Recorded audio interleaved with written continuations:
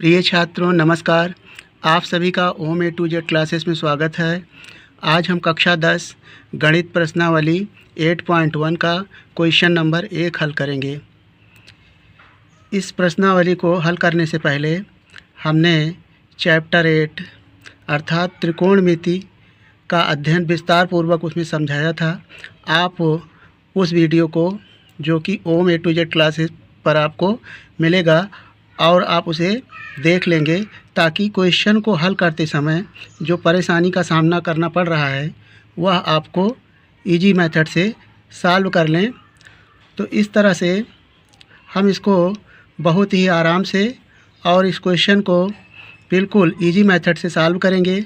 आप इसे ध्यानपूर्वक समझने का प्रयास करें क्योंकि यह कक्षा 10 के लिए एकदम बिल्कुल न्यू चैप्टर है।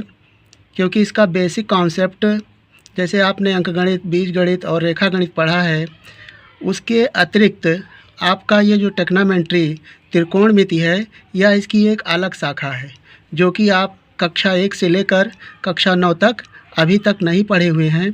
इसलिए इसे ध्यानपूर्वक समझना है।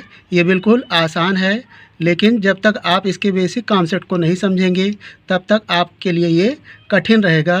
जब आप उसको समझ लेंगे फिर ये आपके लिए बिल्कुल आसान हो जाएगा। तो इस तरह से हम क्वेश्चन 1 सॉल्यूशन करते हैं। तो प्रश्न संख्या 1 है, त्रिभुज ABC में जिसका कोण B समकोण है, AB बराबर 24 सेंटीमीटर है और BC बराबर 7 सेंटीमीटर है, निम्नलिखित का मान ज्ञात कीजिए। तो यहाँ पर हमें साइन A cos A और दूसरा नंबर है साइन C cos C का मान ज्ञात करना है। तो आइए सबसे पहले एक समकोण त्रिभुज बनाते हैं।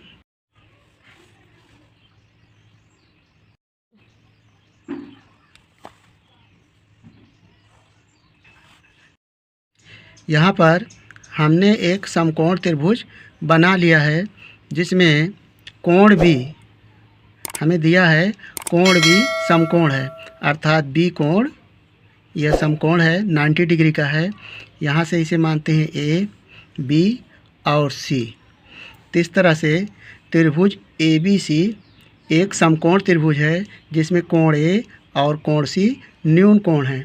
तो इसमें आपको बताया गया था, आप यहाँ पर जो 90 अंश है इसके सामने की भुजा ये कर्ण होती है, इसे हम कर्ण कहते हैं। और जो क्षैतिज रेखा है अर्थात AB यह आधार है और वहीं ऊर्ध्वाधर रेखा BC ये क्या है, लंब है। ये हमें जानना चाहिए।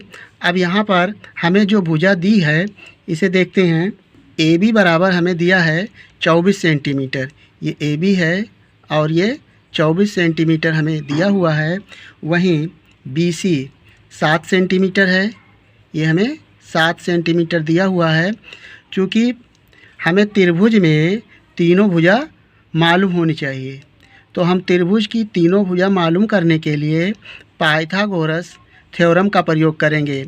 पाइथागोरस थ्योरम का कथन है कि कर्ण वर्ग बराबर आधार वर्ग प्लस लंब वर्ग अर्थात कर्ण पर बना वर्ग शेष दो भुजाओं के वर्गों के योग के बराबर होता है। तो यहाँ पर हम लिखते हैं, दिया है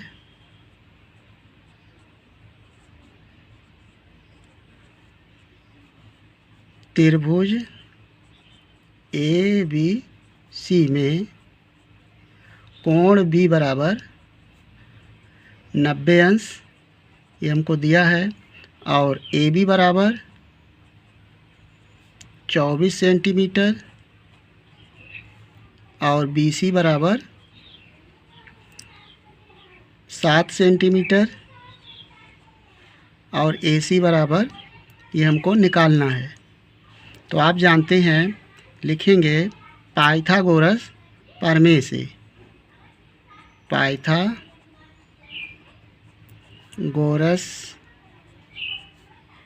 प्रमेय से क्या होता है, कर्ण वर्ग बराबर आधार वर्ग प्लस लंब वर्ग। तो यहाँ पर लिखें कर्ण वर्ग बराबर आधार वर्ग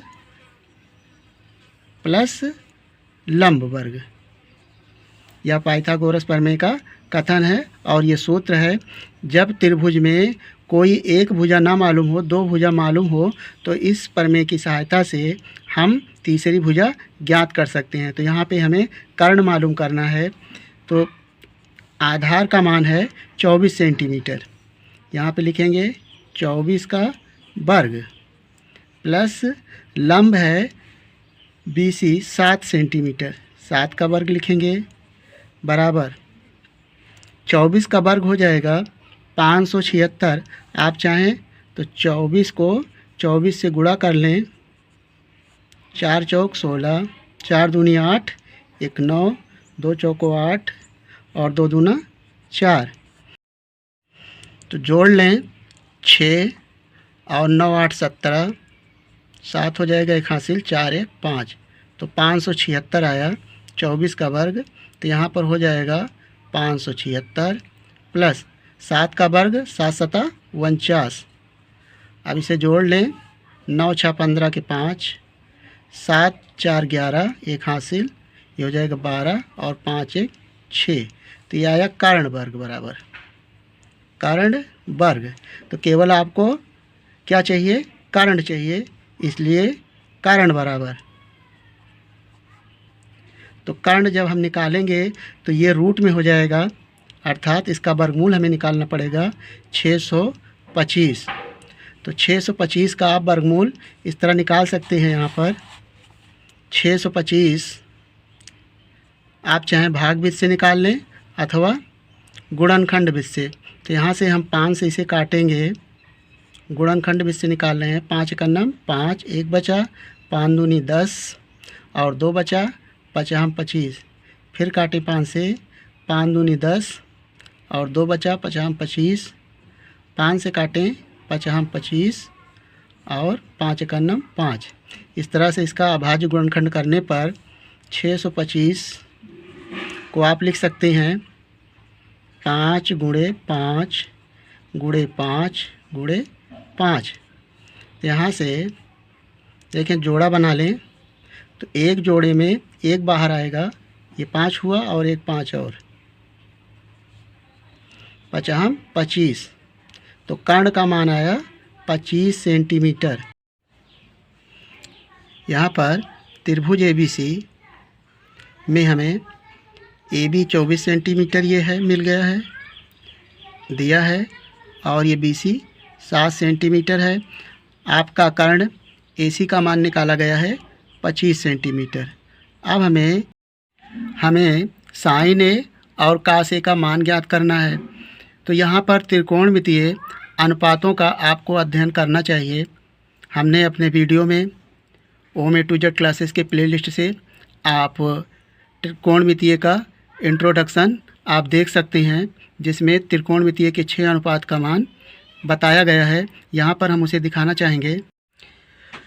त्रिकोणमितीय अनुपात ज्ञात करने के लिए हमें 6 अनुपात पता हैं, जो इसमें साइन थीटा है, कास थीटा है।